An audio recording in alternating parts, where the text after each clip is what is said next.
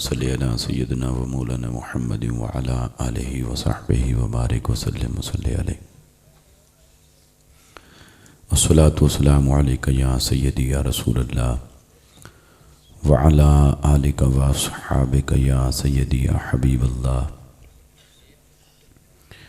अस्सलातु वस्सलामु अलैका या रहमतल लिल आलमीन व अला आलिका व अस्हाबिका या शफ़ीअल मुज़निबीन। नहमदुहु व नुसल्ली व नुसल्लिमु अला सय्यिदिना व मौलाना मुहम्मदिन रसूलिहिन नबिय्यिल अमीनिल मकीनिल हनीनिल करीमिर रऊफ़िर रहीम।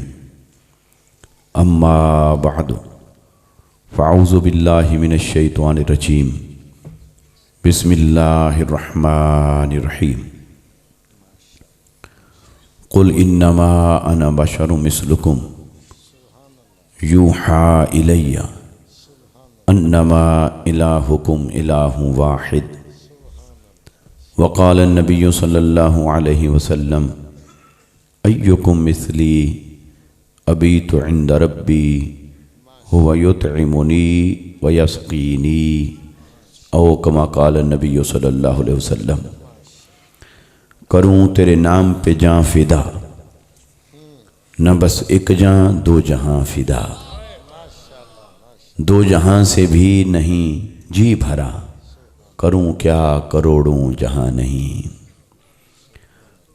हम्दो सलात के बाद लायक सद ताज़ीम वल इकराम सादात गरामी कद्र मशाइख़ उज़्ज़ाम उलमाए ज़ी वक़ार मुंतज़िमीन महफ़िल हाज़रीन व सामीन, अल्लाह और उसके हबीब सल्लल्लाहु अलैहि वसल्लम का फ़ज़्ल व करम है जिसके सदक़े से हम सब आज की इस बाबरकत रूह परवर महफ़िल शान रसूल सल्लल्लाहु अलैहि वसल्लम के अंदर हाज़िर हैं।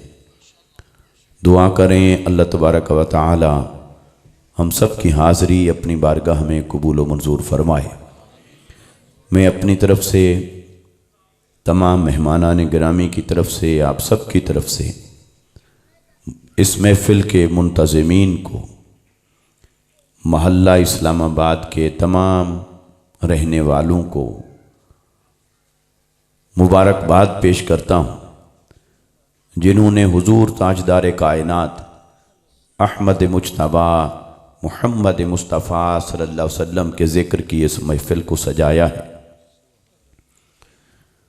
दुआ करें अल्लाह तबारक व तआला हमारे इन तमाम भाइयों की ज़िंदगियों को सजा दे और हमें अपने हबीब सल्लल्लाहु अलैहि वसल्लम की ग़ुलामी में दुनिया में भी आखिरत में भी यौम हश्र में भी जगह ख़ास अता फरमाए। मौका की मुनासिबत से चंद कलिमात अर्ज़ करता हूँ, उम्मीद है आप पूरी तवज्जो के साथ समात फरमाएंगे। तशरीफ़ रखिए। अब सब फार्मेलिटीज़, सब मोहब्बत अकीदत सब हो गया, तो बिला ताख़ीर और बिला तमहीद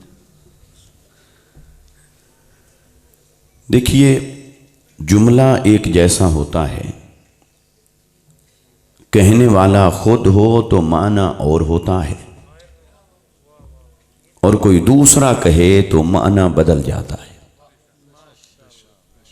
एक ही बात, एक ही जुमला, एक ही लफ्ज़, एक ही कलिमा, कोई खुद कहे तो माना और होता है, कोई दूसरा कहे तो माना बदल जाता है। मसलन कोई आदमी अपनी आजिज़ी इनकिसारी का इजहार करे, वो कहे जी मैं तो बहुत गुनाहगार आदमी हूँ, ख़ताकार आदमी हूँ, बेइल्म सा आदमी हूँ, नाक़िस आदमी हूँ, कुछ भी नहीं। यही सुनकर कोई आदमी इसके ऊपर नज़रिया कायम कर ले, आइडियालॉजी को कायम कर ले और इसका प्रचार शुरू कर दें, वावेला मचाना शुरू कर दें। वो कहे जी वो फलां आदमी तो बहुत गुनाहगार है, नाकिस है, बेइल्म है, खताकार है, किसी काबिल भी नहीं, तो लोग उसकी बात को सुनकर बड़ा अजीब महसूस करेंगे और वो कहेंगे भी ये बात आप किस बुनियाद पे कर रहे हैं, इसकी आपके पास दलील क्या है। तो अगर वो उन्हें पलटकर ये जवाब दे कि ये खुद उन्होंने अपनी जुबान से कहा है, तो खुद अपनी जुबान से कह रहे हैं तो किसी सबूत की क्या जरूरत, खुद अपनी जुबान से इकरार कर रहे हैं तो किसी दलील की क्या जरूरत। तो फिर वो सारे लोग कहेंगे भाई पैसे जमा करो, चंदा करें, किसी पागल खाने से इसका इलाज करवाएं। इसको इतना पता नहीं है कि ऐसी बात कोई खुद करे तो माना और होता है और कोई दूसरा करे तो माना और होता है। खुद की जाए तो माना और है, और यही बात कोई दूसरा करे और उस पर नजरिया कायम कर ले, उसका प्रचार शुरू कर दे, तो उसका माना वो नहीं रहता, उसका माना बदल जाता है।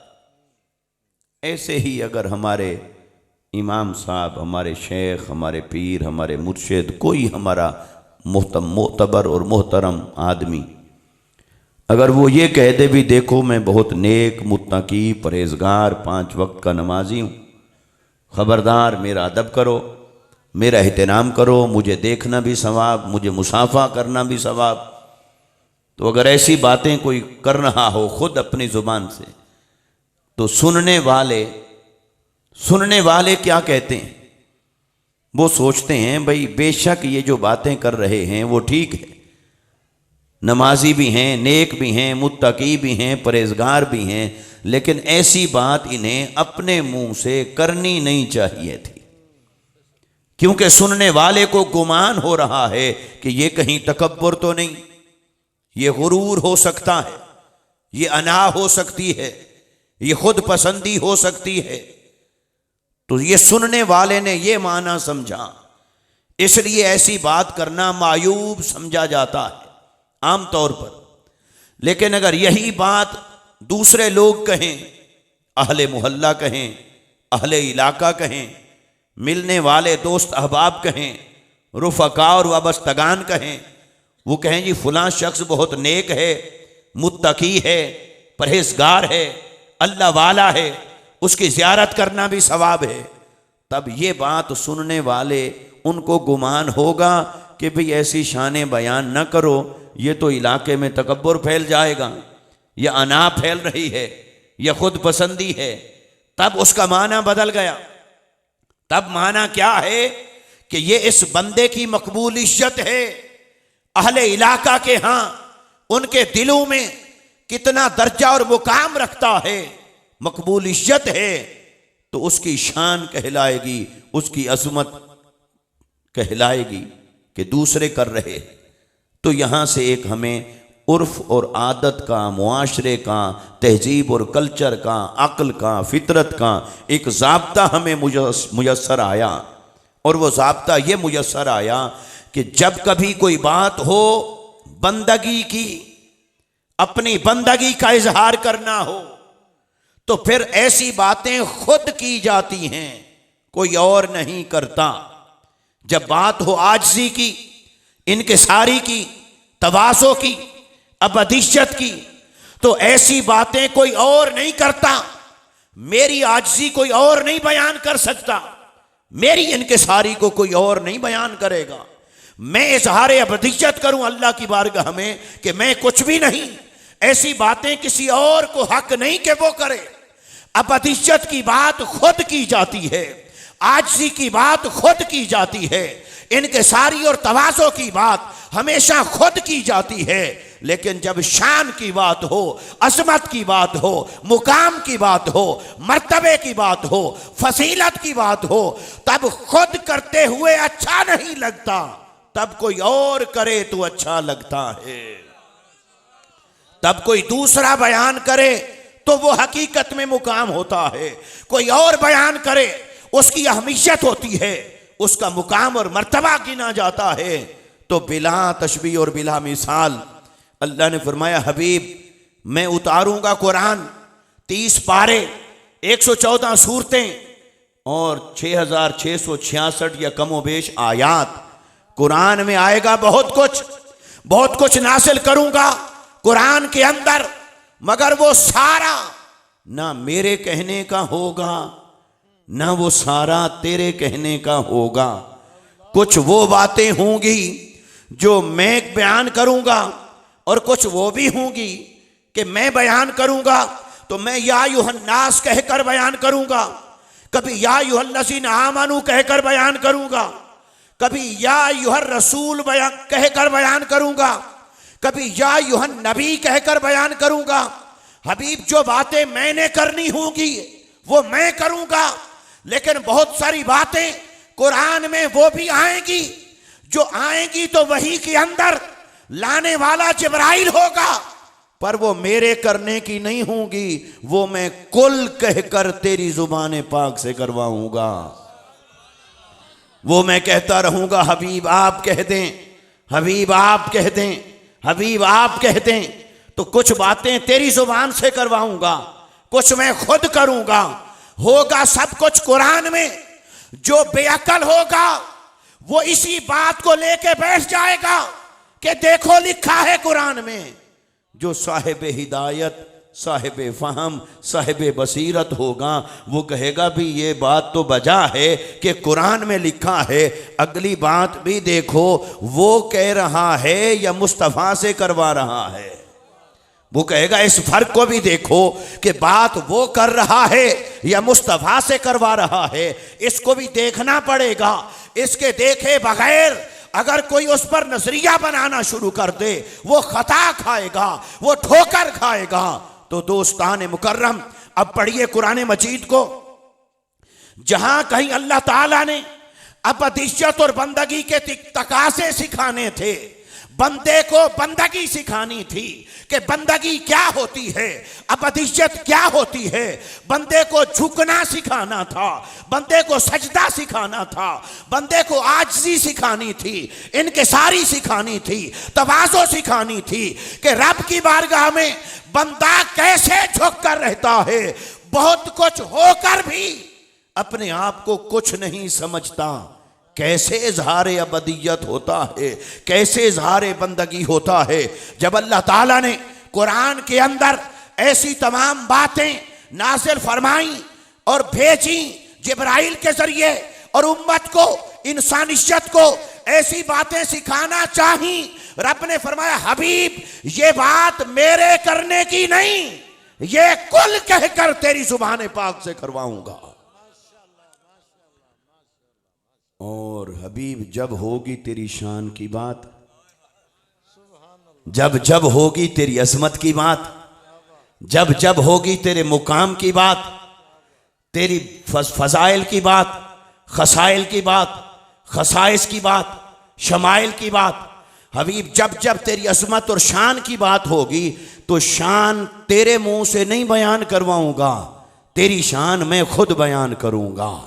तेरी शान को बयान करने वाला मैं खुद हूँ, तेरी अज़मतों को बयान करने वाला मैं खुद हूँ। जब कभी तालीम उम्मत के लिए कुछ बातें करवानी होंगी, या अक़ीदा तौहीद के दिफा के लिए या ऐलान अबूदियत के लिए जब ऐसी बातें करवानी होंगी तो मेरा उसलूब जुदा होगा। जब तेरी शान को बयान करना होगा तब मेरा उसलूब जुदा होगा, तरीका जुदा होगा, और ये फ़र्क रखूँगा कि इज़हार अबदियत के सारे तकाज़े वो कुल कहकर तेरी जुबान पाक से करवाऊंगा, लेकिन तेरी शान और अज़मत की बात जिब्राइल को भेजकर देखना तो सही, अलहम से वन्नास तक सारा कुरान तेरी शान से ना भर दूं तो फिर कहना।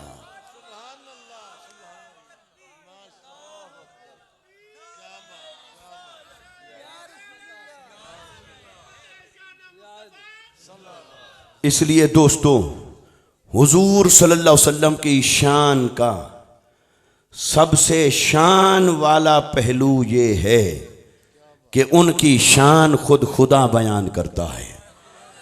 अल्लाह ताला ने लोगों पर इसे छोड़ा ही नहीं कि लोग जैसे समझें वैसी शान बयान करें मेरे हबीब की।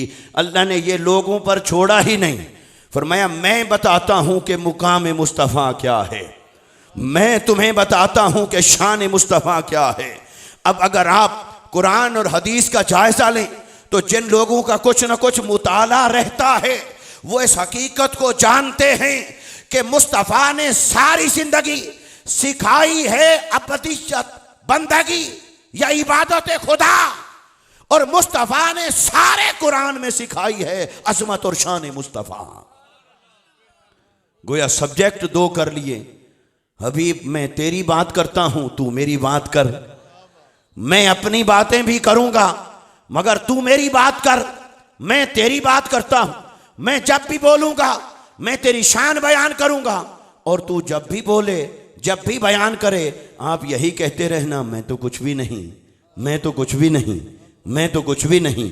समझने वाले समझ जाएंगे ये तो सब कुछ हैं, क्योंकि वो जो कह रहा है, जब वो कह रहा है कि ये सब कुछ हैं तो ये तो सब कुछ हैं। मगर ये जो जुबान से कह रहे हैं कि मैं कुछ भी नहीं, ये आपको और मुझे समझाने के लिए है ताकि हमें बंदगी का सलीका आ जाए, अबदियत का तरीका आ जाए, और रब की बारगाह में अपने आप को पेश करने का उसलूब आ जाए। ये इसलिए बयान हो रहा है। अल्लाह ने फरमाया कि हबीब ये तकसीम कर लेते हैं, तू इन्हें मेरा दर दिखा, मैं तेरा दर दिखाता हूं।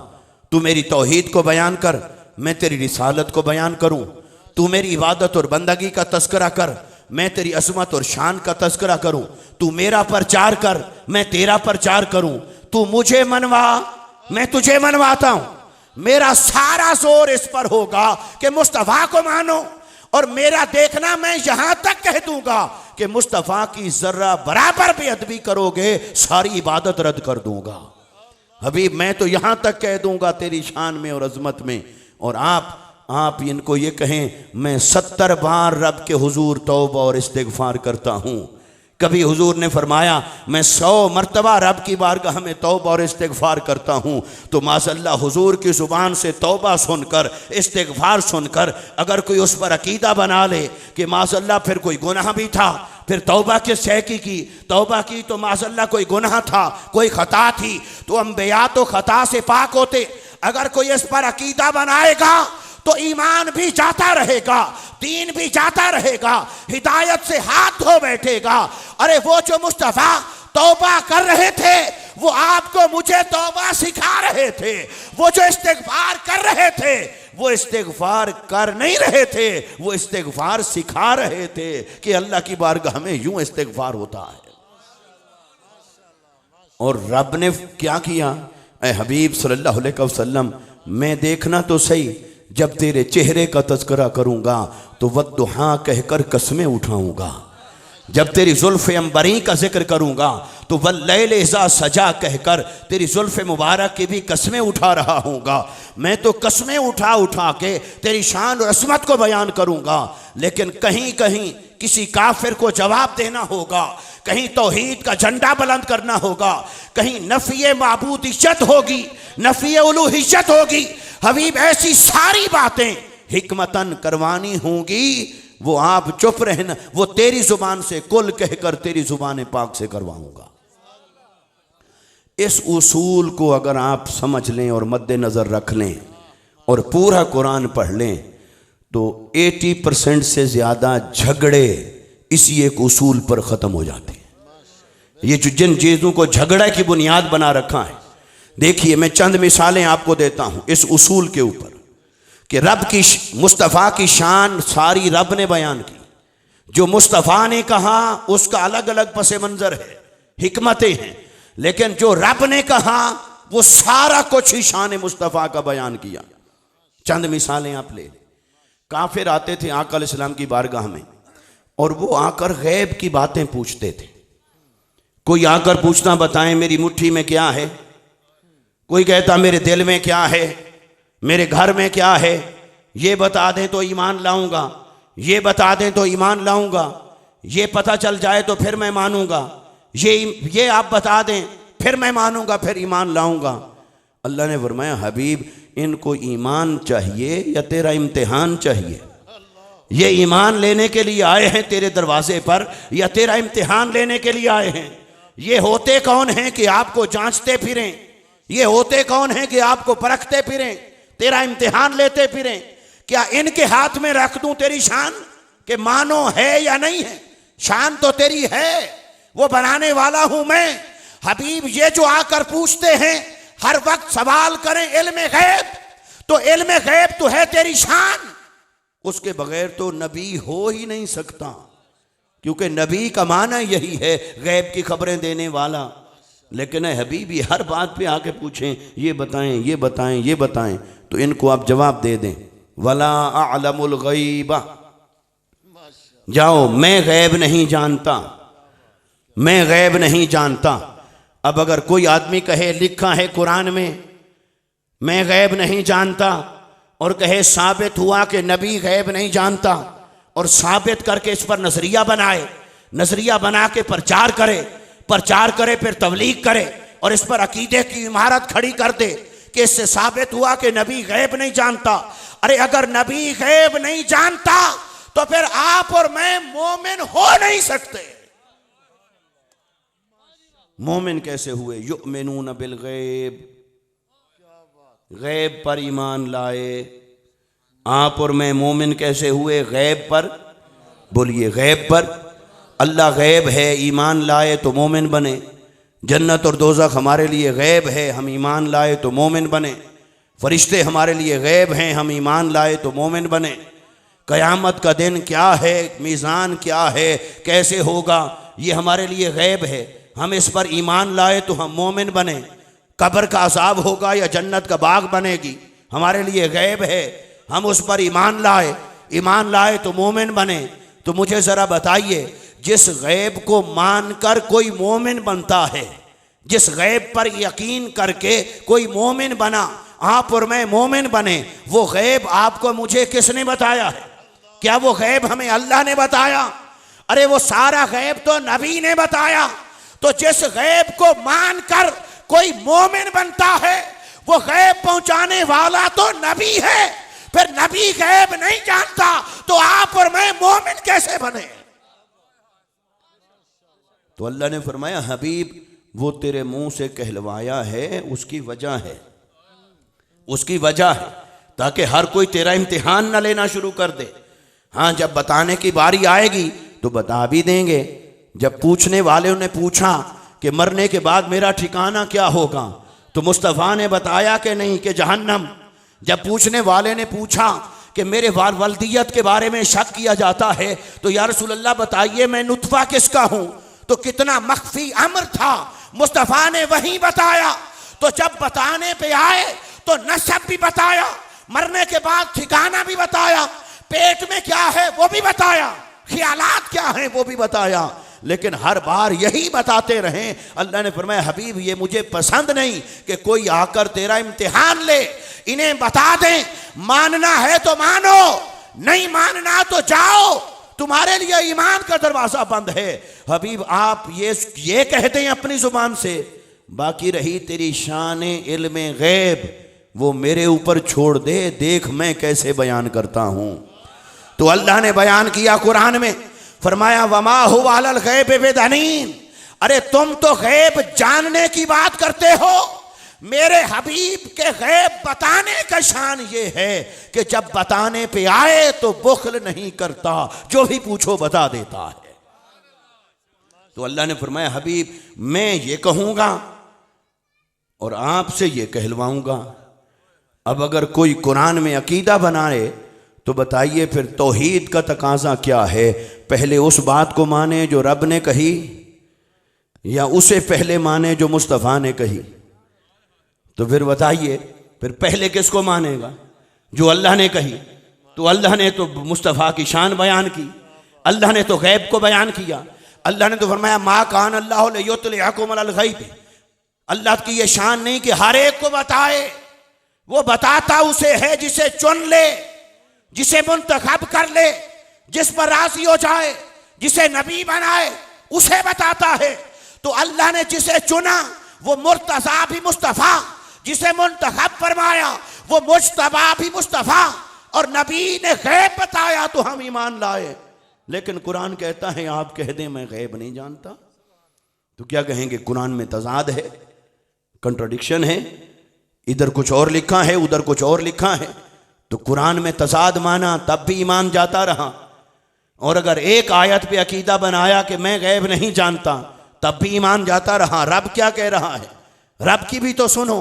तो फिर इन तमाम बातों का हल क्या है? हल इस नुक्ते के अंदर है, देखो जहां गैब की नफी है वो बात रब ने नहीं की। अल्लाह ने नहीं कहा कि हबीब आप गैब नहीं जानते। अल्लाह ने फरमाया हबीब मैं कैसे कहूं कि आप गैब नहीं जानते, सबसे बड़ा तो गैब हूं मैंने तो अपना आप नहीं छुपाया तुझसे, तो बाकी क्या छुपा रखा है? मैंने तो अपना आप नहीं छुपाया, तो बाकी क्या छुपा रखा है तुझसे? सब कुछ तेरा है। लेकिन यह बात आपकी जुबान से करवानी है, उसकी एक वजह है, उसकी एक हिकमत है, उसका एक पस मंजर है, ताकि काफिर का मुंह बंद हो जाए, मोतरस का मुंह बंद हो जाए। अब अगर कोई उसी बात को सुनकर उस पर अकीदा रखे और अकीदा रख कर उसकी तबलीग शुरू कर दे कि मुस्तफ़ा खुद कह रहे थे मैं गैब नहीं जानता, वो तो खुद कह रहे थे मैं गैब नहीं जानता, भाई अपने अक्ल का इलाज करा। ये मुस्तफ़ा की ज़ुबान से जो कहलवाया जा रहा है इसका पस मंज़र कुछ और है।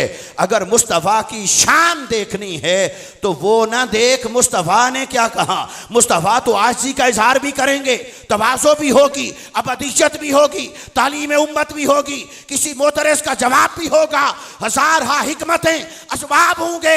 अगर शान मुस्तफा देखना चाहता है तो शान का पता यूं नहीं चलेगा कि मुस्तफा ने क्या कहा, शान का पता तब चलेगा कि खुद खुदा ने क्या कहा है। नाराए तकबीर, नाराए रिसालत, नाराए हैदरी, हैदरी।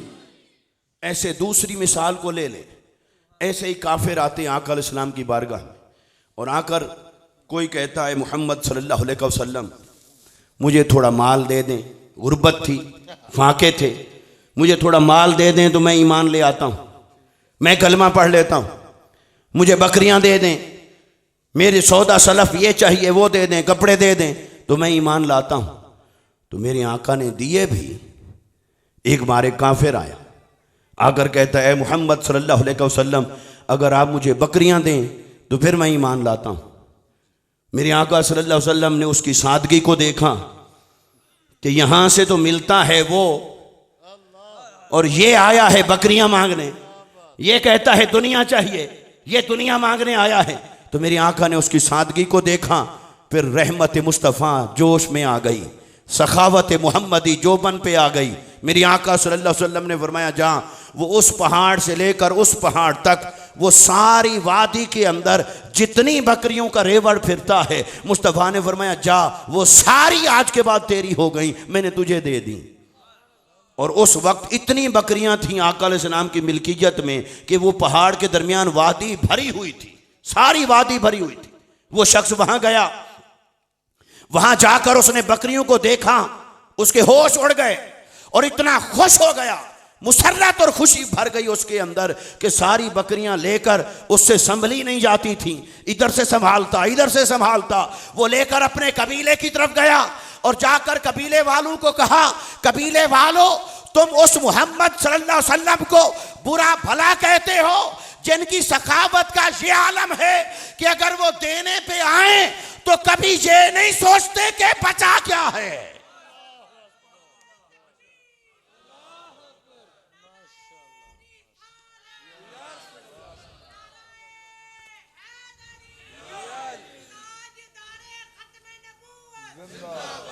सरकार की आमद, हुजूर की आमद, मरहबा, आका की आमद, मरहबा, आमदे मुस्तफा, मरहबा। तो उसने खुशी का ऐसा इजहार किया जाके कबीले के अंदर, उसने कहा कि तुम उनके खिलाफ हो जिनके अखलाक का ये आलम, ज़ाती खसाइल का ये आलम, खुसूसियात का ये आलम, शख्सियत के अंदर सखावत और जूदो करम का ये आलम कि वो जब देने पे आते हैं वो गिन कर देते ही नहीं, वो बेबहा देते हैं। वो पलट कर ये भी नहीं देखते कि कुछ बचा कि नहीं बचा। कहा ये है उनकी शान। तो उसने कलमा पढ़ लिया। तो लिहाजा मांगने वालों ने जब मांगा तो हुजूर ने दिया भी। तो ऐसे तो नहीं कहा आला हजरत मुजद्दिदीन व मिल्लत इमाम अहमद रज़ा ख़ान फासिल बरेली रहमतुल्लाह ताला अलैह ने, वो कहते हैं एक लफ्ज़ नहीं है जो तेरे लब पे नहीं है। हर लफ्ज़ आका आपकी ज़ुबान पर है, एक नहीं का लफ्ज़ है जो तेरी ज़ुबान पर नहीं। क्योंकि साइल जैसा भी हो, रब ने खुद ही मुस्तफ़ा को कहा वअम्मस्साइल फला तनहर, हबीब मांगने वाला कोई आए उसे झिड़कना नहीं, तेरे दर के सवाली से मुझे प्यार है, वो जो भी मांगता है उसे अता कर दीजिए, दरिया बहा दीजिए। तो इसलिए मेरे आका ने दिया, देते थे, लेकिन ये कि इसको ट्रेंड नहीं बनाना चाहते थे, उसूल और ज़ाब्ता नहीं बनाना चाहते थे कि कोई आए और माल लेके दीन में आए। तो अल्लाह ने फरमाया हबीब ये ईमान है, दीन है, कोई पार्टी तो नहीं है इतने पैसे लेके दाखिल हो जाए, इतने पैसे लेके आ जाए। तो जिसने आना है हबीब में ईमान का तो एक ही उसूल है, जो दीन में आना चाहता है वो माल को देख कर न आए, वो तेरे हुस्न जमाल को देख कर आए।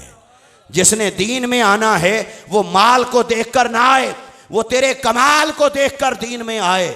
इसलिए बारी ताला क्या करूं, फरमाया एक ऐलान फरमा दे, कुल ला अकूलु लकुम इंदी खज़ाइनुल्लाह, हबीब आप ऐलान कर दें कि मुझसे खजाने मांगने वालों सुनो, मेरे पास अल्लाह के कोई खजाने नहीं, मेरे पास अल्लाह के कोई खजाने नहीं।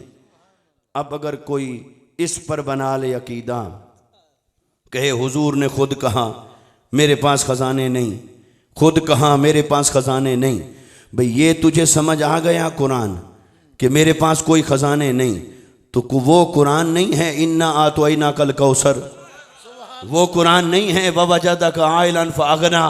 हबीब हमने तो आपको कौसर अता कर दी, हमने तो आपका दामन भर दिया, हमने तो आपको इतना दिया कि आपको गनी कर दिया, और आपको इतना दिया है कि आपको गनी कर दिया है। फिर वो क्या है, कुल्लन नुमिद्दु हाउलाए व हाउलाए मिन अताए रब्बिका वमा काना अताउ रब्बिका महजूरा। फिर क्या ये कुरान नहीं है? फिर ये सारा भी तो कुरान है। तो क्या कहेंगे कुरान में तजाद है? अरे वो भी कुरान, ये भी कुरान, मगर इस फर्क को समझो, जो रब ने कहा वो शान मुस्तफ़ा है, जो मुस्तफ़ा से कहलवाया वो अबदियत है, बंदगी है, आजिज़ी है, इनकिसारी है, या दुश्मन का मुंह बंद करना था, कोई मसलहत है, हिकमत है। शान को समझना हो, शान वो नहीं होती जो खुद कही जाए, शान वो होती है जो वो बयान कर रहा है।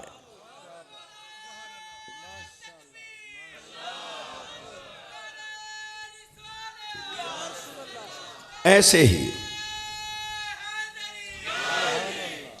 ही मेरे आका सल्लल्लाहु अलैहि वसल्लम ने जब ऐलान तौहीद किया तो एक ऐलान ये भी था साथ कि क़यामत पर ईमान लाओ, मरने के बाद उठना है।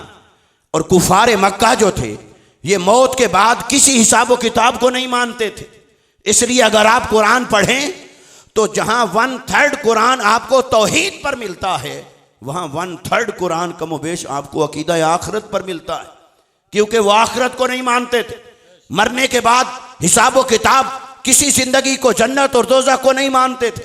लिहाजा जब आका अलैहिस्सलाम ने ऐलान किया वबिल यौमिल आखिर, क़यामत पर ईमान लाने का, तो वो क्या करते, तजस्सुस पैदा हुआ, सवाल पैदा हुए, एतराज पैदा हुए। कोई आकर कहता बताएं अच्छा मैं मरूंगा तो हड्डियां मेरी गल गई, सड़ गई, जिस्म भी गल गया, सड़ गया, मट्टी में मिल गया, फिर कैसे उठूंगा? अच्छा आप कहते हैं हिसाब सवाल और जवाब होंगे, कैसे होंगे? मेरे तो कान नहीं होंगे, सवाल सुनूंगा कैसे? मेरी तो जुबान नहीं होगी, जवाब दूंगा कैसे? कैसे होता है? तो ऐसे आकर वो कई तरह की बेतुकी बातें, अक्ल की बातें, गुमराही की बातें, शिर्क की बातें आकर ऐसे करते, सवाल करते। तो जवाब देना भी मुस्तफ़ा का काम था और जवाब देते रहते थे। जहां समझाना होता था समझाते थे, लेकिन जहां अगला एतराज बराए एतराज कर रहा हो तो कुरान ने कहा हबीब ये रोज रोज का जो इसका दरवाज़ा खुला है इसको बंद कर दें। तो बारी ताला क्या कहूँ, फरमाया हबीब आप ही ने कहें ला अदरी मा युफ़अलु बी वला बिकुम,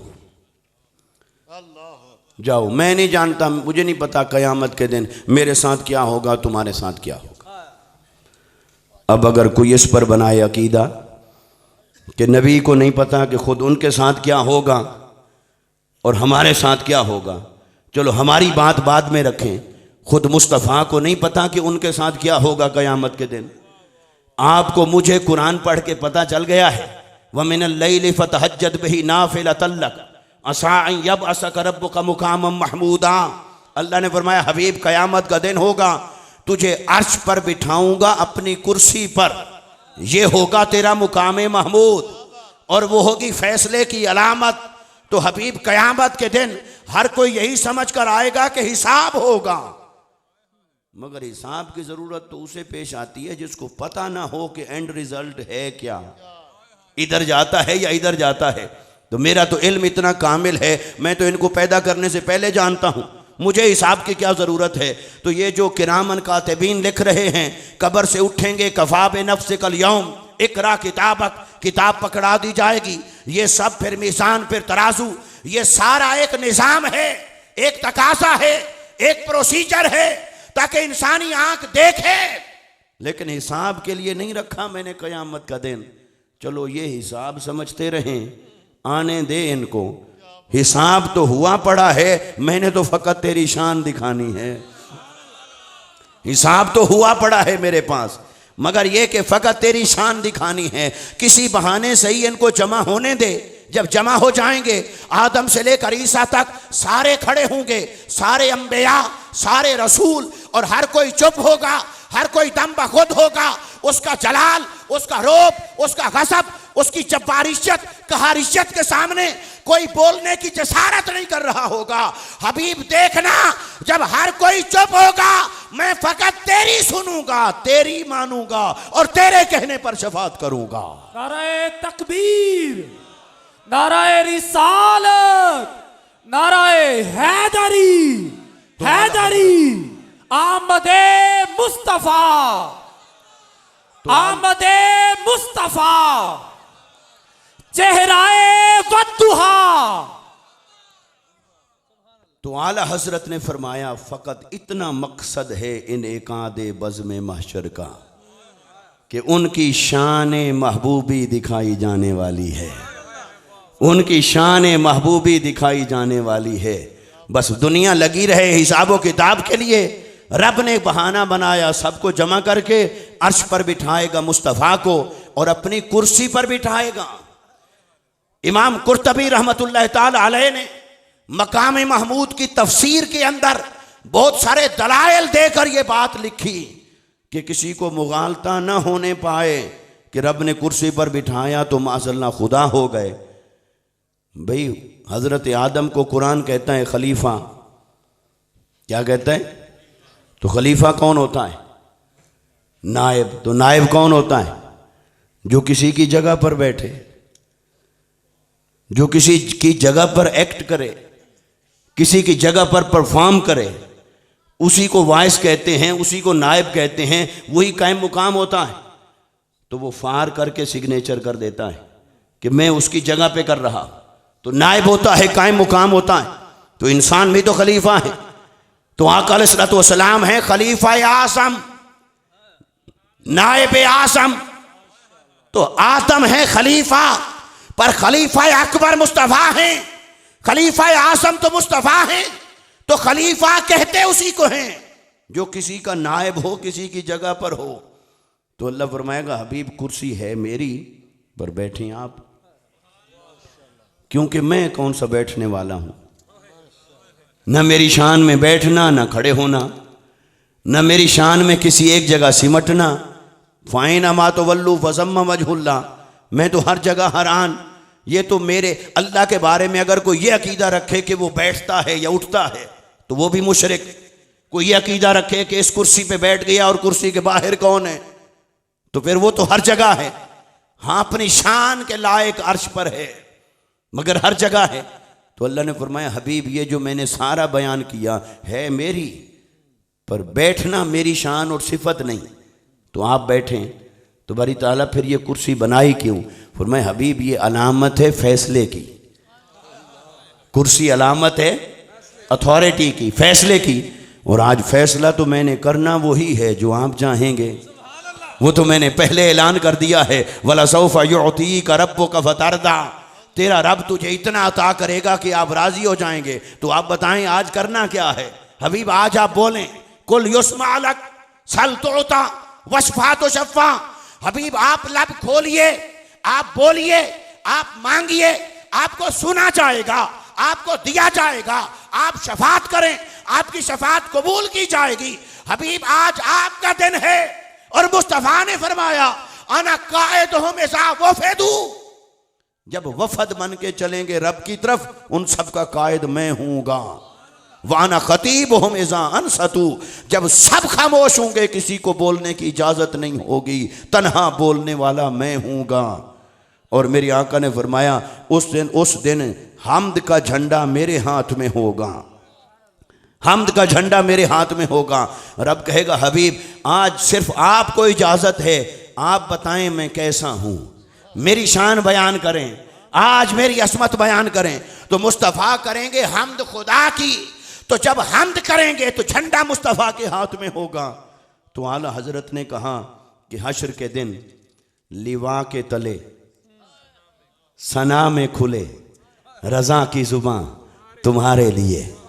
आला हजरत ने अर्ज़ की या रसूलल्लाह सल्लल्लाहु अलैहि वसल्लम, वो जो मंजर होगा कि हम्द का झंडा आपके हाथ में होगा, किसी और को ना तकरीर की इजाज़त, ना कुछ पढ़ने की इजाज़त, सब कुछ मुस्तफ़ा के हाथ में होगा।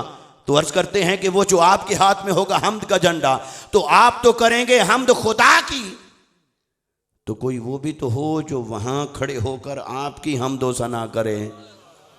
तो या रसूलल्लाह सल्लल्लाहु अलैहि वसल्लम क्या लुत्फ़ आ जाए अगर हम्दे इलाही और लिवाए हम्द का झंडा हो, उसका साया हो, रज़ा पहुँच जाए आपके कदमों में और वहाँ आपकी सना खानी शुरू कर दे, आपकी अज़मत को बयान करना शुरू कर दे, तो वो क्या लुत्फ़ होगा।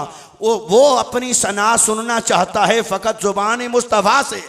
तो या रसूल अल्लाह आपकी भी तो अज़मत कोई बयान करे तो मुझे इजाज़त दीजिए। ये एक आशिक़ की आरज़ू और तमन्ना होती। तो वो अब आप मुझे बताइए, ये जो मैंने थोड़ा सा इसमें हम ज़्यादा चले गए ज़ौक़ की वजह से, मगर मैं मेन स्ट्रीम के ऊपर मौजू को रखना चाहता हूँ। अगर ये सारी चीज़ें आपको मुझे किसने बताई? ये तो कुरान में लिखा है, ये तो हदीस में लिखा है। अहदीस में लिखा है क़यामत के दिन क्या होगा, अहदीस में लिखा है क़यामत के दिन मुस्तफ़ा की शान क्या होगी। इमाम बुखारी ने लिखा सही अहदीस के साथ। फिर कुरान कहता है मुकाम मुस्तफ़ा। तो आपको मुझे पता चल गया कि क़यामत के दिन मुस्तफ़ा के साथ क्या होगा, मुकाम महमूद अता किया जाएगा। तो क्या मुस्तफ़ा को नहीं पता कि मेरे साथ क्या होगा और तुम्हारे साथ क्या होगा? तो वो हुजूर की ज़ुबान से क्यों कहलवाया अल्लाह ने? अभी आप कहें को ला अदरी मा युफ़अलु बी वला बिकुम, आप कहें मैं नहीं जानता मेरे साथ क्या होगा, तुम्हारे साथ क्या होगा। तो अगर कोई इस पर बना ले अकीदा, वो कहे जी इससे साबित हुआ कि हुजूर ये भी नहीं जानते कि उनके साथ क्या होगा और हमारे साथ क्या होगा, तो सारा कुछ तो कुरान ने बयान कर दिया है। फिर कुरान के खिलाफ अकीदा बनाओगे? अरे हकीकत ये है जो खुदा ने कहा वो भी सुनो, जो मुस्तफ़ा ने कहा वो भी सुनो। हर शय को अपने मुकाम पर, अपनी हालत पर रखो, फिर पता चलेगा शान मुस्तफ़ा क्या है।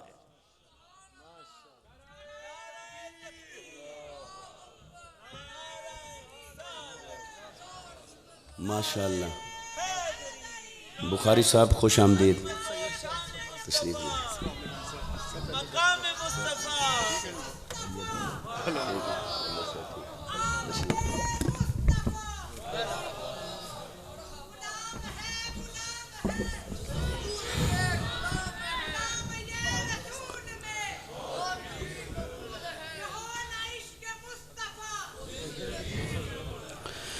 इसलिए दोस्तान मुकर्रम, जब आका अलैहिस्सलाम की शान की बात होगी तो शान के लिए सबसे पहला पैमाना, सबसे पहला मेयार, सबसे अटल उसूल वो ये है कि ये ना देखो कि मुस्तफ़ा ने क्या कहा, ये देखना होगा कि खुदा ने क्या कहा। क्योंकि जो कुछ ज़ुबान मुस्तफ़ा से कहलवाया वो अबदियत हो सकती है, वो उसका मकसूद तालीम उम्मत हो सकता है, उसमें अबदियत और बंदगी के तकासु की तालीम हो सकती है, उसमें आजिज़ी हो सकती है, इनकिसारी हो सकती है, तवाज़ो हो सकती है, किसी काफिर को जवाब देने के लिए कोई रद्द हो सकता है, उसके मुख्तलिफ असबाब हैं, हिकमतें हैं, अपनी अपनी मसलियतें हैं, मसाले हैं, मगर उस पर कोई अकीदा बनाए कि देखो कुरान में लिखा है, तो कुरान में तो क्या भींगे हो? कुरान एक तरफ से दिखाई देता है कि मुस्तफ़ा ने क्या कहा, वो खुदाई वो दिखाई नहीं देता कि रब ने क्या कहा कुरान के अंदर, वो भी मुस्तफ़ा के बारे में। तो इसलिए उसको देखें तो शान मुस्तफ़ा का पता चलेगा कि रब ने क्या बयान किया शान मुस्तफ़ा में। अब इसी तरह मिसालें और भी हैं, देते जाएंगे तो बात लंबी होती जाएगी। इसी तरह बात आ गई बशरियत मुस्तफ़ा की। अल्लाह ने फरमाया हबीब आप कह दें कि मैं तुम्हारे जैसा बशर हूं। अब लोग ये कहने लगे भी देखो इससे साबित हुआ कि हुजूर हमारे जैसे बशर है। भाई अगर इससे यही साबित हुआ कि हुजूर हमारे जैसे बशर है, तो फिर बताओ हमारे जैसे ही थे और सबको यही लगता था कि हमारे जैसे थे, तो फिर ये बताने की ज़रूरत क्यों पेश आई होगी? मुझे आपको, जब हम रोज़ाना सुबह उठते हैं, आपको लोगों को यकीन दहानी करवानी पड़ती है भाई मैं भी इंसान हूँ, मैं भी आप जैसा इंसान हूँ। बोले ज़रूरत पड़ती है कि रोज़ाना बंदा उठे और लोगों को जाकर इंश्योर करे, यकीन दिलाए, उनको यकीन दिलाता फिरे कि मैं तुम्हारे जैसा हूँ। भाई वो तो नज़र आ रहा है, जो नज़र आ रहा हो वो बताने की ज़रूरत क्या है? तो जो चीज़ हर एक के सामने हो वो बताई तो नहीं जाती, उस पर तो कोई इबहाम ही नहीं होता। जब इबहाम नहीं तो दलील काहे की? जब इबहाम नहीं तो मुनाजरा किस लिए? इबहाम नहीं तो फिर उसके ऊपर डिबेट किस लिए? आप बैठे हैं यहाँ महफिल मिलाद में, मैं कहूँ जी मैं आया हूँ कराची से बड़ा लंबा सफ़र करके, बड़ी आपको पते की बात बतानी है, वो ये कि आप मोहल्ला इस्लामाबाद में एक महफिल में बैठे हुए हैं और इसमें ये बल्ब जल रहे हैं। आप कहेंगे ये कोई बताने वाली बात है? ये तो इसके लिए पढ़ा लिखा होना ज़रूरी नहीं है, तो बच्चे को उठाओ वो बताएगा, तो बच्चे को बताए। तो जो बात सबके सामने हो, ओपन फैक्ट हो, खुली हकीकत हो, वो कभी बताई जाती? तो उसको तो बताने की ज़रूरत पेश नहीं आती। तो आज आप ना सोचें, आज छोड़ें, आप देखें आका अलैहिस्सलाम उस मुआशरे में मौजूद हैं, मेरे आका का पैकर बशरी सबके सामने है, हर देखने वाला देख रहा है, वो मुसाफा भी करते हैं, कलाम भी करते हैं, मुस्तफ़ा के साथ बैठ के खाना भी खाते हैं, सफ़र भी करते हैं, तिजारत भी करते हैं, लेन देन भी करते हैं। मुस्तफ़ा का जिस्म उनके सामने, सरापा उनके सामने, बचपन उनके सामने, विलादत, घराना, नसब सब उनके सामने, लड़कपन, शबाब, जवानी सब उनके सामने, बनात, अज़वाज, औलाद, ख़ानदान, तिजारत सब कुछ उनके सामने। ऐसे में क्या ज़रूरत पेश आई होगी कि 7 आसमानों पार से जिब्राइल उतरे और आकर ज़ुबान मुस्तफ़ा से ऐलान करवाता फिरे हबीब आप इन्हें कह दें मैं तुम्हारे जैसा हूँ? क्या ज़रूरत पेश आई होगी? तो आला हज़रत ने फरमाया ये आयत इजहार बशरियत के लिए नहीं उतरी, ये नफ़ी उलूहियत के लिए उतरी है। देखने वालों को अगर यही लग रहा था, यही लग रहा होता कि ये हमारे जैसे हैं, तो फिर तो ये बात करने की ज़रूरत नहीं थी कुरान में। तो इससे साबित हुआ कि देखने वालों को ये लगता नहीं था कि ये हमारे जैसे हैं। अगर यही लगता था कि हमारे जैसे हैं, फिर तो बताने की ज़रूरत नहीं। तो देखने वालों को ये लगता नहीं था, या यूं कहें कि देखने वालों को कुछ और लगता था, और वो जो कुछ और लगता था उसी से इम्कान पैदा हो रहा था। हबीब कोई तुझे खुदा न समझ ले, कोई तुझे खुदा न समझ ले, क्योंकि तेरे काम हैं खुदा वाले। मोजज़ात, उलमाए किराम भी तशरीफ फरमा है। मोजज़ा की डेफिनेशन क्या है? मोजज़ा नबी की अपनी ताकत नहीं हुआ करती। अरे अल्लाह की ताकत जब नबी में से जाहिर हो उसे मोजज़ा कहते हैं। और करामत किसे कहते हैं? वो भी बंदे की अपनी ताकत नहीं होती। अल्लाह की ताकत जब बंदे में से जाहिर हो उसे करामत कहते हैं। अल्लाह का इल्म जब बंदे में से जाहिर हो, नबी है तो मोजज़ा, गैर नबी है तो करामत। अल्लाह की ताकत जब बंदे में से जाहिर हो, नबी है तो मोजज़ा, गैर नबी है तो करामत। गोया जब जब अल्लाह किसी और से दिखाई दे, किसी और से दिखाई दे, तो वो करामत है, वो मोजज़ा है। तो वो बंदे की ताकत तो होती नहीं अपनी। यही डेफिनेशन है, कहीं से पढ़ लें, कहीं से पूछ लें, कहीं से जाके जान लें। तो अल्लाह ने फरमाया, हबीब मैंने जिन नबियों को दिए चंद मोजज़ात, उनको तो ये इंसान खुदा बना के बैठा है। मुझे इस इंसान की हिस्ट्री भी पता है, इसका हाजमा भी पता है। मैंने भेजे थे नबी, दिए चंद मोजज़ात। ये कुछ देर तक तो मानता रहा अल्लाह का बंदा, फिर उन्हें खुदा का शरीक बना लेता है, खुदा का बेटा बना लेता है। हबीब ईसा अलैहिस्सलाम को एक निशानी मैंने जाहिर की, बाप के बगैर पैदा कर दिया। मेरे लिए कौन सी बड़ी बात थी, मैंने तो आदम को बगैर माँ और बगैर बाप के पैदा कर दिया, हजरत हव्वा को बगैर माँ बाप के पैदा कर दिया, तो हजरत ईसा को बगैर बाप के पैदा कर दिया, तो कौन सी बड़ी बात है। मगर अल्लाह ने फरमाया, हबीब इतनी सी निशानी गैर मामूली देखकर भी इंसान तौहीद पर कायम नहीं रह सका, वो फिसल गया, उनको खुदा का बेटा बना लिया। हज़रत मरियम को माशअल्लाह खुदा की बीवी बना लिया, खुदा का शरीक बना लिया, खुदा का बेटा बना लिया। तो हबीब जिनके अंदर मैंने चंद निशानियाँ ज़ाहिर की, जिनको चंद मोजज़ात दिए, उनको तो ये इंसान खुदा बना के बैठा है। तो तेरे चंद मोजज़ात तो नहीं, तेरी तो ज़ात ही सरापा मोजज़ा है, तेरी तो ज़ात ही सरापा मोजज़ा है। तेरा लुआब मुबारक भी मोजज़ा, तेरा पसीना मुबारक भी मोजज़ा, तेरी आंख का देखना भी मोजज़ा, तेरे कान का सुनना भी मोजज़ा, तेरी उंगली उठ जाए तो मोजज़ा, तेरा हाथ उठे तो मोजज़ा, तेरा कदम चले तो मोजज़ा। हबीब तेरा बोलना भी मोजज़ा, तेरा हुस्न जमाल भी मोजज़ा, तेरी ज़ात है सरापा मोजज़ा। अब अगर कुरान में मैंने ये ना कहा कि आप खुदा नहीं हैं, तो फिर कल कला कोई तुझे खुदा ना समझ बैठे। हबीब तेरी शान इतनी है, तो फिर ये कहना पड़ेगा। तो बारी ताला फिर कह दे, वो तेरा तौहीद का अकीदा, ये तेरे बंदे, पूरा कुरान है, कह दे इनको। अल्लाह अगर चाहता तो कह देता, ऐ ईमान वालो मेरा नबी तुम्हारे जैसा बशर। अल्लाह कह देता, ऐ नबी आप इनके जैसे बशर। अल्लाह इंसानों को एड्रेस करके कहता तब भी हो सकता था, खुद मुस्तफ़ा को मुखातब होकर कहता तब भी हो सकता था। मगर अल्लाह ने फरमाया, हबीब कुल ये बात मैं नहीं करूंगा, ये तेरी जुबान पाक से करवाऊंगा। ये मैं नहीं कहूंगा कि आप इनके जैसे हैं या कोई तेरे जैसा है। हबीब मैं क्यों कहूं और मैं कैसे कहूं? मैं तो बनाने वाला हूं। मुझे तो पता है जब मैंने किसी को तेरे जैसा बनाया ही नहीं, तो मैं क्यों कहूं कि कोई आप जैसा है और आप किसी के जैसे हैं। मैं नहीं कहूंगा, मैं कहूंगा तो माना और हो जाएगा, मैं कहूंगा तो माना और हो जाएगा। ये बात मैं नहीं करता, ये मेरे करने की है ही नहीं।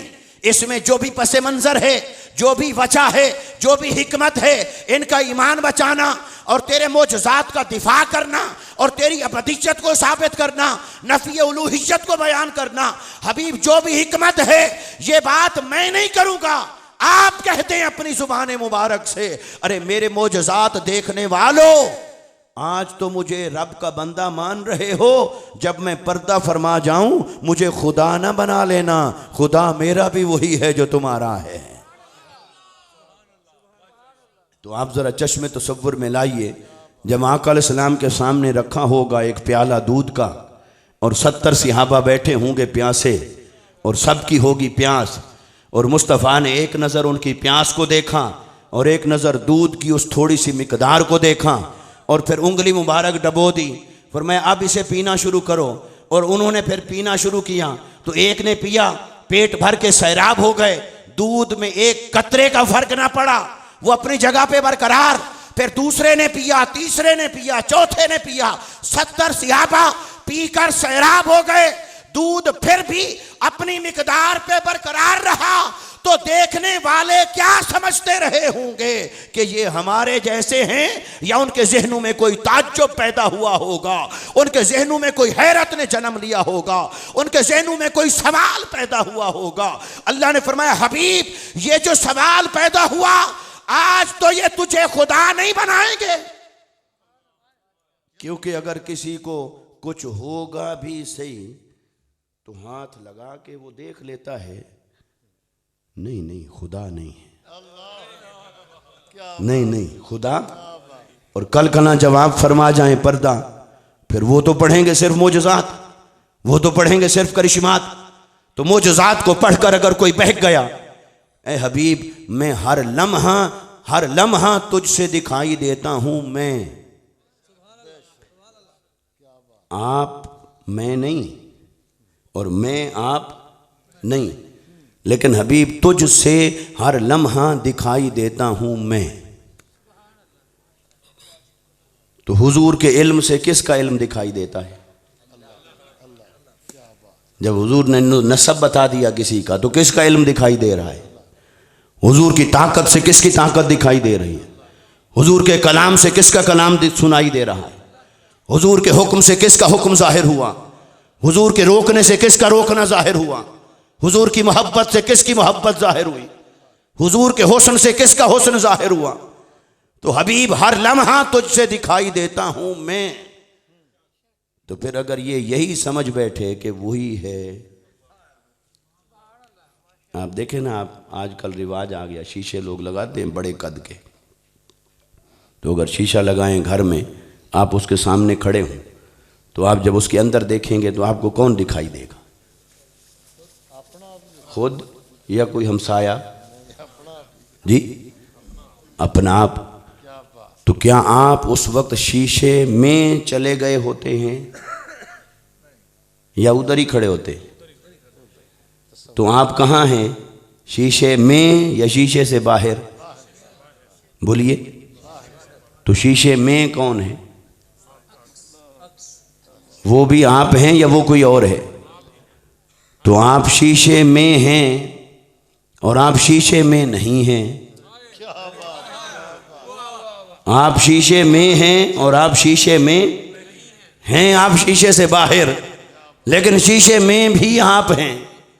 तो अब ये सिचुएशन हो तो हम क्या कहेंगे? हम कहेंगे हूं मैं इधर, शीशे में नहीं, लेकिन शीशे में से दिखाई मैं दे रहा हूं, शीशे में से दिखाई दे रहा हूं, शीशे में दाखिल नहीं हो गया, शीशे में हुलूल नहीं कर गया, शीशे में से दिखाई दे रहा हूं। तो बिला तशबीह और बिला मिसाल इसी को समझिए। रब ताला ने नूर मुस्तफ़ा को तख्लीक फरमाया और हकीकत मोहम्मदिया को अपने हुस्न का आईना बनाया। फरमाया हबीब एक आईना बनाता हूं, वो तेरा नूर मुबारक, और उस तेरे नूर के अंदर जब मैं अपना आप देखूंगा तो दिखाई तो मैं दूंगा, होंगे आप, दिखाई मैं दे रहा हूं, हैं आप, वो मैं नहीं, क्योंकि मैंने आपको तख्लीक किया और मैं खालिक हूं, और मैं हुलूल करने वाला भी नहीं। मेरी शान ये नहीं कि हुलूल कर जाऊं, उसके अंदर ही जम हो जाऊं, जम हो जाऊं उसके अंदर, नहीं। मैं हूं, आप हैं, लेकिन आप क्या हैं? आप आईना हैं। इसलिए मुस्तफ़ा ने फरमाया अना मिरअतु जमालिल हक व फी रिवायतिन मन रानी फकद राल हक। फरमाया मैं हक के हुस्न का आईना हूं, जिसने मुझे देखा उसने खुदा को देखा।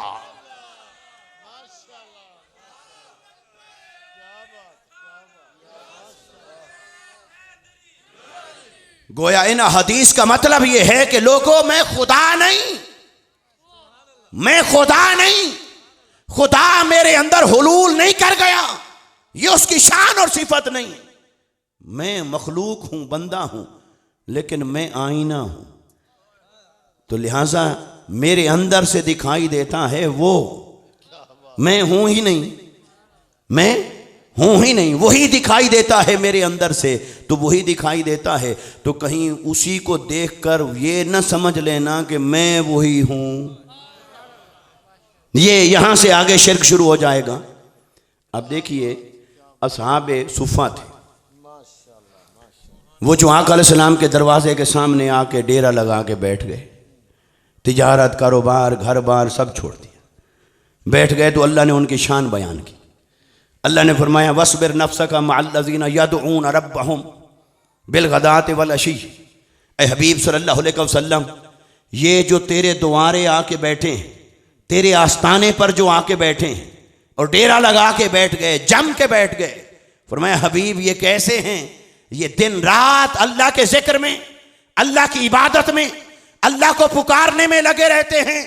दिन हो या रात, हर वक्त अल्लाह की इबादत और बंदगी, अल्लाह की याद में है। और हबीब ये दिखावे के लिए नहीं आए, नुमाइश के लिए नहीं आए, जन्नत के लालच में भी नहीं आए। युरीदून वजहहू, ये सिर्फ अल्लाह के मुखड़े के तालिब बन के बैठे हैं, उसके हुस्न जमाल के तालिब बन के बैठे हैं। सिर्फ यही मकसद है इनका। और अपने मुंह से तो हर कोई कहेगा जी मेरा कोई मकसद नहीं, अल्लाह बयान कर रहा है कि इनका कोई और मकसद नहीं, लिहाजा उनके खालिस होने में तो कोई शक न रहा। अब अल्लाह ने उनकी जब गवाही दे ली, उनका अमल भी बयान कर दिया, जज्बा भी बयान कर दिया, तमन्ना भी बयान कर दी। हबीब इनकी मुशक्कत और मेहनत ये है कि दिन रात जिक्र और इबादत में, और तमन्ना का इखलास ये है कुछ नहीं चाहते, फकत उसी को देखना चाहते हैं, उसी के हुस्न और जमाल को तकना चाहते हैं। तो बारी ताला जब इनकी मेहनत का भी पता है, कदर भी फरमा रहा है, जज्बे का भी पता है, तमन्ना का भी पता है, तमन्ना भी मचल रही है, तो फिर इनको अपना आप दिखा, इनको अपना अल्लाह ने फरमाया हबीब दिखाऊंगा, लेकिन यहां नहीं, जन्नत में, जन्नत में दिखाऊंगा, यहां नहीं। लेकिन ये जितने बेताब हैं, कुछ ना कुछ इनका इंतजाम यहां भी करना पड़ेगा। जितने बेताब हैं, कुछ ना कुछ इंतजाम इनका यहां भी करना पड़ेगा। जन्नत में तो अल्लाह अपने हुस्न से पर्दा हटाएगा और अहले जन्नत को दिखाएगा अपना आप। ये तो हदीस है, रिवायात है। मगर अल्लाह ने फरमाया हबीब कुछ ना कुछ तो इन्हें यहां भी दिखाना पड़ेगा। तो बरी ताला क्या फिर दिखा? फरमाया वस्बिर नफ्सका। अब इस पहले हिस्से को आखिरी हिस्से से मिलाएं। फरमाया हबीब आप जाकर कुछ देर इनके दरमियान बैठ जाइए,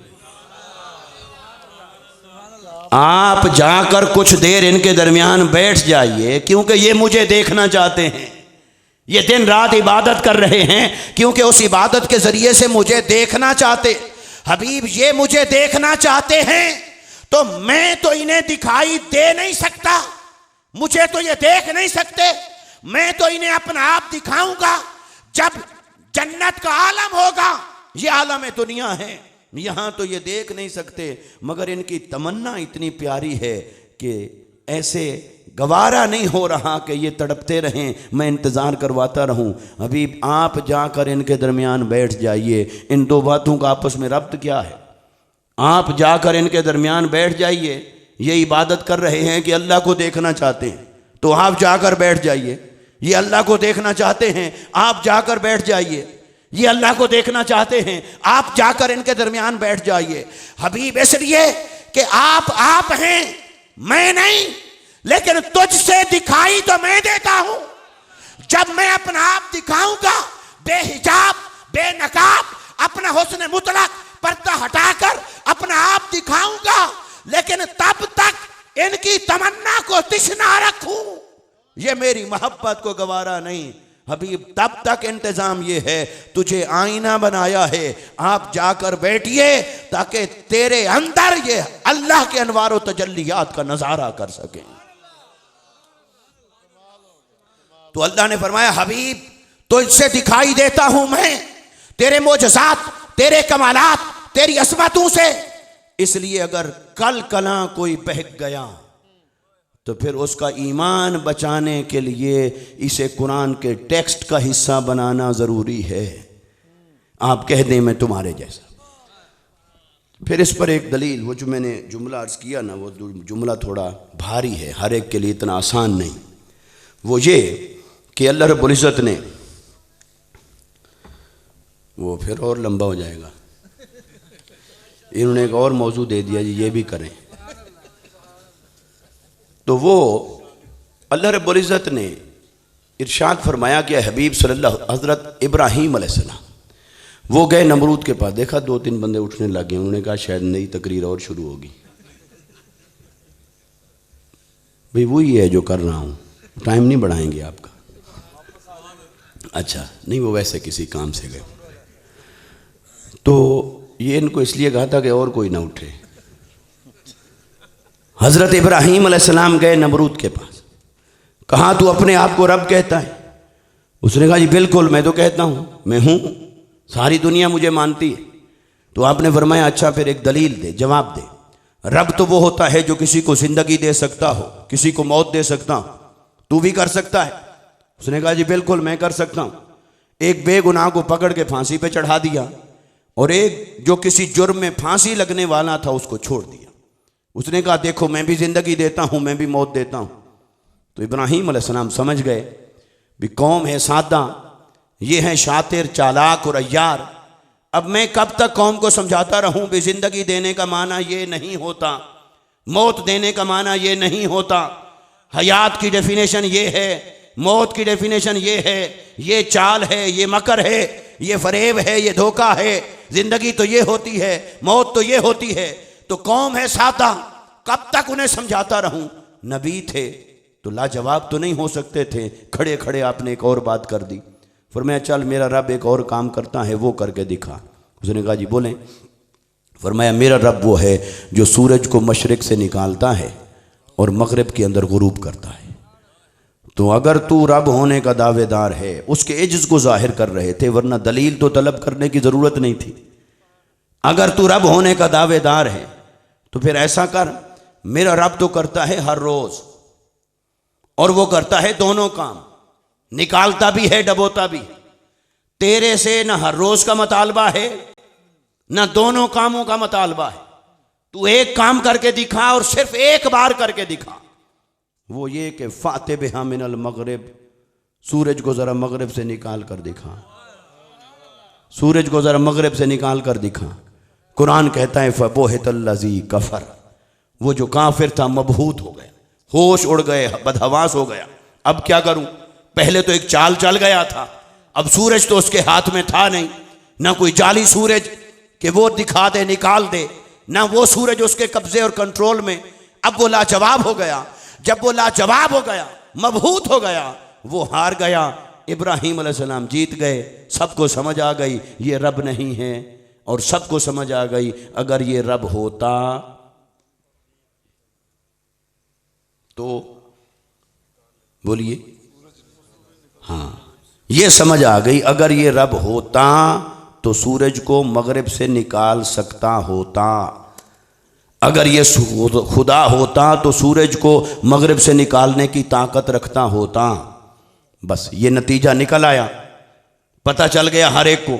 खुदा वो होता है जो किसी को जिंदगी दे सकता हो, खुदा वो होता है जो किसी को मौत दे सकता हो, खुदा वो होता है जो सूरज को मगरिब से भी निकालना चाहे तो निकाल सकता हो।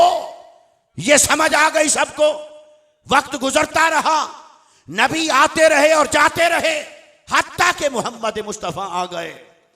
सूरज रोज निकलता है, डूब जाता है। कुरान आ रहा है, कभी आदम का किस्सा, नूह का वाकया, इब्राहीम का वाकया, मूसा और ईसा अलैहिस्सलाम के वाकयात रब ने कुरान में नाज़िल कर दिया। हबीब ऐसे ऐसे हुआ था। एक दिन मेरा इब्राहीम गया था नमरूद के पास, ये मुनाजरा हुआ, ये दलील हुई, मेरा इब्राहीम जीत गया था इस नुक्ते पर कि रब तो वो होता है जो किसी को जिंदगी दे सकता हो, रब वो होता है जो किसी को मौत दे सकता हो, रब वो होता है जो सूरज को मगरिब से भी निकालना चाहे तो निकाल सकता हो, वो रब होता है। तो इस पर नमरूद हार गया था। अब सिहाबा पढ़ रहे हैं कुरान, कुरान से अकीदा तौहीद हासिल हो रहा है। जो सूरज को मगरिब से निकाल सकता हो वो रब हो सकता है। ये सिहाबा को आ गया सबक तौहीद का। सूरज भी रोज निकलता है, रोज डूब जाता है, रोज निकलता है, रोज डूब जाता है। और एक दिन वो आ गया जब मेरे मुस्तफ़ा ने हजरत मौलाए कायनात हजरत अली मुर्तज़ा रज़ियल्लाहु ताला अन्हो की नमाज असर की खातिर मेरे मुस्तफ़ा ने उंगली मुबारक का इशारा किया और डूबे हुए सूरज को मगरिब से निकाल दिया। तो अल्लाह ने फरमाया हबीब तेरे काम हैं खुदा वाले, तू मुझजात इतने दिखाता रहता है कि उससे दिखाई देता हूं मैं, तेरे काम हैं खुदा वाले। अब ऐसा कर, चलो तेरा लाड भी पूरा हो गया, अली की नमाज भी हो गई, लेकिन उसका क्या करूं? वो जो कुरान में लिख के भेजा हुआ है फाते बिहा मिन अल मगरिब, जो सूरज को मगरिब से निकाले वो रब होता है। हबीब अब आने वाले आएंगे, वो पढ़ेंगे कुरान, कुरान उन्हें बताएगा जो सूरज को मगरिब से निकाल सकता हो वो रब हो सकता है। फिर वो पढ़ेंगे हदीस, हदीस उन्हें बताएगी मुस्तफ़ा ने सूरज निकाल दिया था। तो ये तो कसिए मिला के ये नतीजा खस कर लेंगे कि मुस्तफ़ा रब थे। तो चलो पहले तो कोई नबूवत का दरवाज़ा खोला था, कोई नबी भेजना था, रसूल भेजना था, जाके इनको संभालता था, मेरी तौहीद पढ़ाता था। हबीब अब तो आप खातमन नबीयीन हैं, तेरे बाद ना कोई नबी आने वाला, ना रसूल आने वाला, ना वही आने वाली, ना किताब आने वाली। अब अगर कोई बहक गया और तौहीद का तसव्वुर मसख हो गया तो फिर इन्हें कौन समझाएगा? तो हबीब मामला अब ऐसा आ गया है नाजुक, अब जो बात करने की ज़रूरत नहीं थी, जो तेरी बशरियत हर एक को नजर आ रही थी, ना बताने की जरूरत थी, ना जितलाने की जरूरत थी, हबीब अब वो बात करनी पड़ेगी।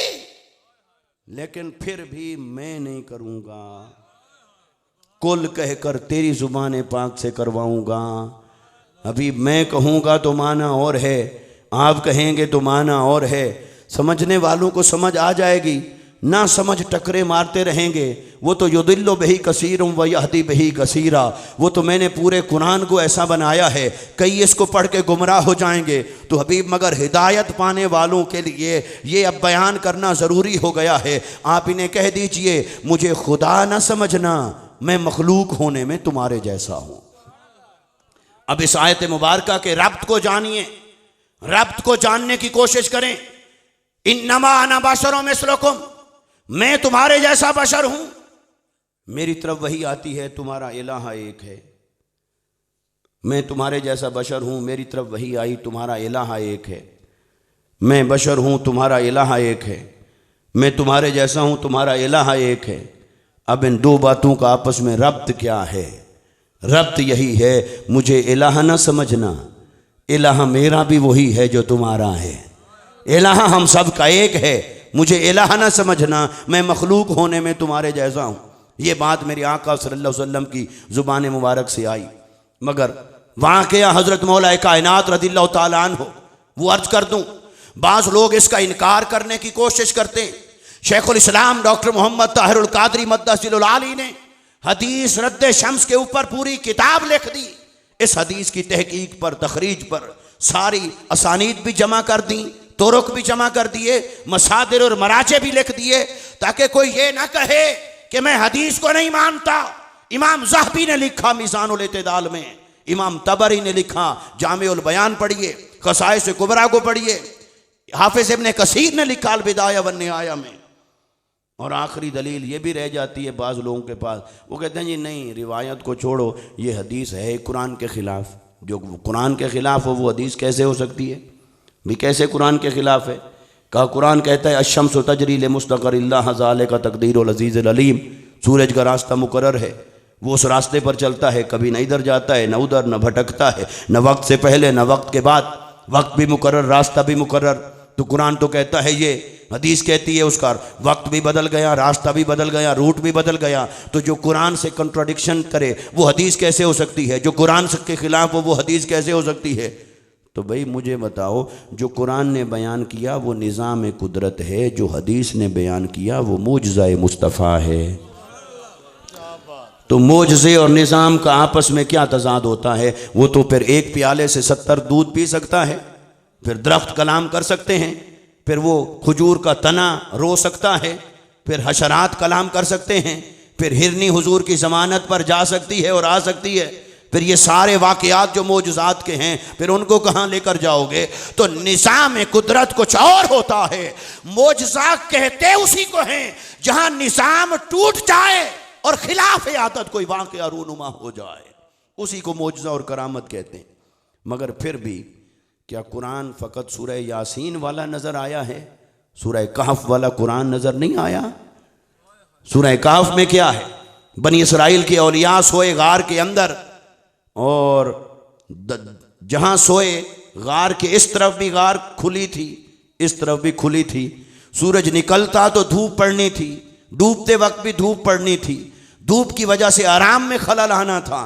अल्लाह ने फरमाया सूरज खबरदार, ये सोने वाले कोई मामूली बंदे नहीं, ये मेरे दोस्त हैं, इनके आराम में खलल ना आए। तो बारी ताला क्या करूं? फरमाया रास्ता बदल लिया कर। वैसे निकलता, फिर जब धूप पहुंचने का इम्कान होता होगा तो रास्ता बदल, फिर मुड़ गया, मुड़ के फिर उसने वो रास्ता काटा, फिर वापस आया रूट पे, फिर आगे चल पड़ा, फिर आगे गया, फिर धूप पड़ने का वक्त आया, फिर मुड़ा, फिर मुड़ के सफ़र तय किया, फिर आया, फिर मंजिल मकसूद तक पहुंचा। तो सूरज ने पूछा होगा बारी ताला ये कब तक मुझे रूट बदलना पड़ेगा? कोई एक दिन, हफ्ता, महीना, कितने दिन की बात है? अल्लाह ने फरमाया खबरदार, चुप रहे, ये है मेरे दोस्त, जब तक उनकी मर्जी आए। और पहले तो चलो मैं उनको उठा देता, अब नहीं उठाऊंगा, ताकि मेरे दोस्तों की शान तो पता चले कि मैं कितना इनका मान रखता हूँ, मेरी बारगाह में इनका कितना मुकाम और दर्जा है। तो सूरज को कहा रास्ता बदल। अच्छा, क्या अल्लाह के पास कोई और ऑप्शन नहीं था? अगर अल्लाह चाहता तो कि अल्लाह इस बात पर कादिर नहीं था उस पहाड़ को हुक्म दे दे, वो मिल जाए, वो फासला सिमट जाए, वो बंद हो जाए गार? इस पर भी अल्लाह कादिर था, और अल्लाह इस पर भी कादिर के धूप जाती रहे मगर उसकी तपिश और तासीर न पहुंचे। अल्लाह इस बात पर भी कादिर के तासीर पहुंचती रहे और उनके आराम में खलल ना आए। तो अल्लाह तो कादिर मुतलक है, मगर उसने कहा कि ऐ सूरज, रास्ते तो मेरे पास बहुत हैं, लेकिन इनकी शान का कैसे पता चलेगा कि इनका मुकाम क्या है? तो कोई बड़ा वाकया करूं? तो कहा रास्ता बदल। तो कब तक रास्ता बदला? वो 309 साल तक हर रोज तुलू होने के लिए भी रास्ता बदलता था, गुरूब होते वक्त भी रास्ता बदलता था। अरे अगर बनी इसराइल के औलिया की खातिर सूरज 3 सदियों तक, 9 साल तक रास्ता बदल के तुलू होता रहे, गुरूब होता रहे, ना तेरा फतवा जागा, ना तेरी तौहीद का फर्क पड़ा। और उम्मत मुस्तफा में जो सरचश्मा विलायत है, अगर उनकी नमाज के लिए एक दिन रास्ता बदल ले तो तेरी तौहीद खतरे में पड़ गई। दो रंगी छोड़ दे, यक रंग हो जा, सरासर मोम या फिर संग हो जा। रास्ता बदल लिया तो कुरान के खिलाफ हो गई हदीस। कुरान ही कहता है कि रास्ता बदलता है सूरज। तो बनी इसराइल के औलिया का मुकाम ऊंचा है, यह हजरत मौला कायनात की शान अलग है। इसलिए दोस्तान मुकर्रम, सूरज तो रास्ता बदलता रहा, मगर वो वाकया हुआ कैसे? जब एक सफर था जंग का, मेरे आका ने पड़ाव किया, हजरत अली को कहीं निगरानी के लिए भेजा, इतने में नमाज असर पढ़ा दी, हजरत मौला कायनात वापस आए, मेरे आका ने बुला लिया, फरमाया अली इधर आओ, गोद बिछाओ, मैं आराम करना चाहता हूं। अली ने ये नहीं कहा हुजूर बस 2 मिनट दें, ये नमाज पढ़ लूं, फिर जो आपका हुक्म। और अगर ये कहते तो क्या बेअदबी होती, क्या शरीयत की खिलाफ वर्जी होती? वही नमाज हुजूर ने ही तो सिखाई थी, बल्कि आका अलैहिस्सलाम खुश होते भी मेरी सिखाई हुई इबादत से इतना कमिटमेंट है, नमाज से इतना प्यार है। मगर हजरत मौला कायनात ने नहीं कहा, ना ही आपकी और मेरी तरह, चलो आपकी नहीं करता बात, नाराज ना हो जाएं, हमारी तरह बहाने वाले भी नहीं थे भी चलो बहाना मिल गया तो नमाज छोड़ दें। तो ये तो उस घराने की बात है जो सर कटाना तो जानते हैं, कज़ा नहीं करते। तो फिर कैसे हजरत मौला कायनात ने नमाज छोड़ी? मेरे आका सल्लल्लाहु अलैहि वसल्लम का फरमान था, गोद बिछाओ, आराम करना चाहता हूं। तो हजरत मौला कायनात के इश्क ने कहा होगा कि ऐ अली, नमाजें जो कज़ा हूं फिर अदा हूं, पर निगाहों की कज़ाएं कब अदा हूं?